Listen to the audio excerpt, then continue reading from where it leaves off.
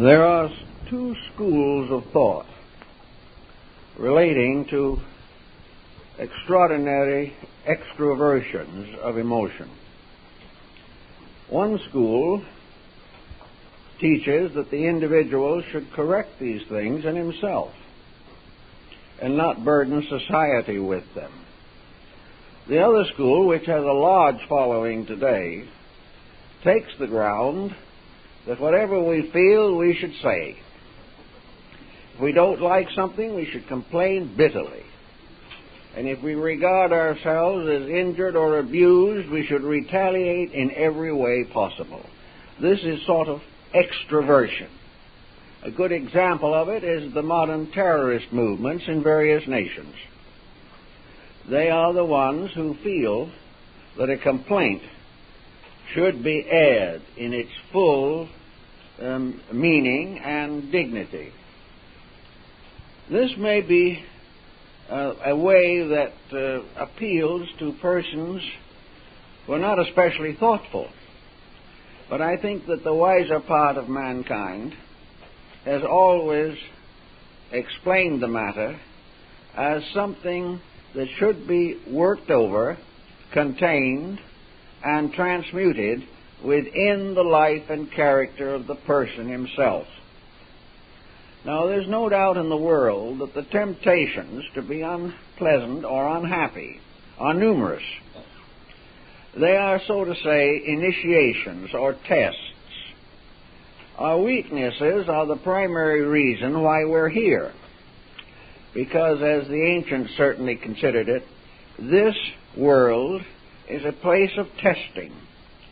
It is a sphere in which we have the privilege of exhibiting the best of our own conduct, and most of all, the privilege of solving problems without unusual disturbance.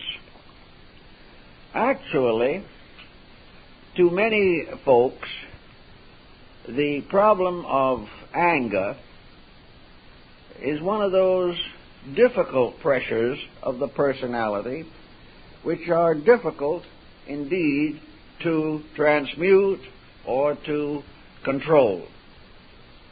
When we are unhappy or angry, critical, condemnatory, self-pitying, the whole of our libido flows into these attitudes. We seem to have no resistance to them. We feel as though a pressure greater than we can control is operating through us. And because of our psychological orientation, we feel that these pressures, or this pressure, is quite proper, reasonable, and appropriate to the situation.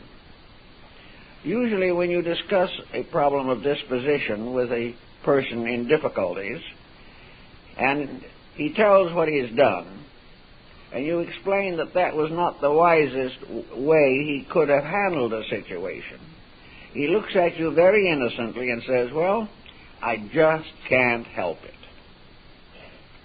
And most of our troubles, to a measure at least, come under the conviction that we just cannot help being ourselves. Now, it's somewhat difficult to assume that ourselves, in the best sense of the term, have bad dispositions. They do not. The internal life of man is sustained by law and order. The person themselves is never in a condition in which they cannot control their own feelings. That is, unless a distinct pathology exists. The real answer is that self-discipline is a tedious frustration of our feelings. We do not like to assume that it is our responsibility to act better than we feel. But the answer, of course, lies in the control of the way we feel, and not a control of the tongue or of some external factor of communication. We have to realize also that all dispositional inconsistencies are penalized.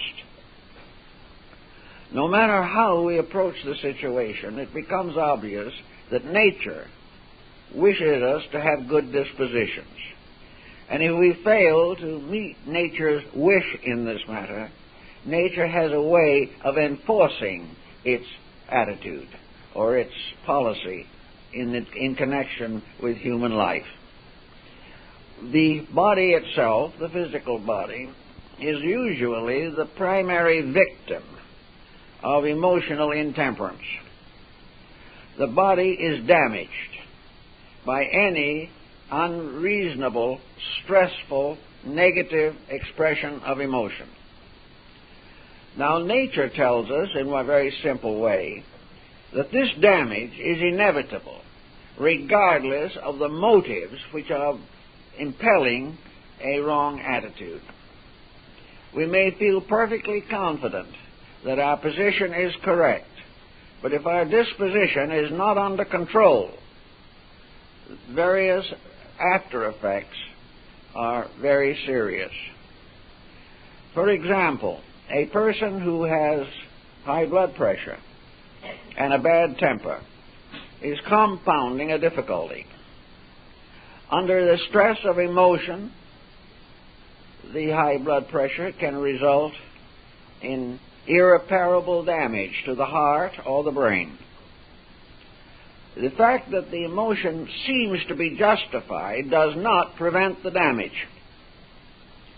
Nature, therefore, is not to be bribed by some apology, by some personal interpretation of feelings which are contrary to natural law. The law of nature is very simple and direct. Human beings must live together in peace or perish. This is obvious on a political level. It is obvious in the psychological pressures of nations, and it is equally obvious in the home or within the actual physical structure of the human being. Nearly all of the discordant political factions that are disturbing us today feel that they have legitimate grievances. They have been wronged, injured, slighted sometime along the way of history. Sometimes the damage was done centuries ago. In other cases, it appears to be contemporary. But whatever be the historical background for the situation, the fact remains that any failure of internal composure is likely to thrust a major disaster upon mankind. Various attempts have been made to estimate the effect of emotional pressure on the individual. Delicate mechanisms are now available in which these pressures can be recorded, estimated, and diagnosed. They also occur frequently in psychological counseling. And a sincere and honest counselor realizes that he cannot change the disposition of another person. He can advise change.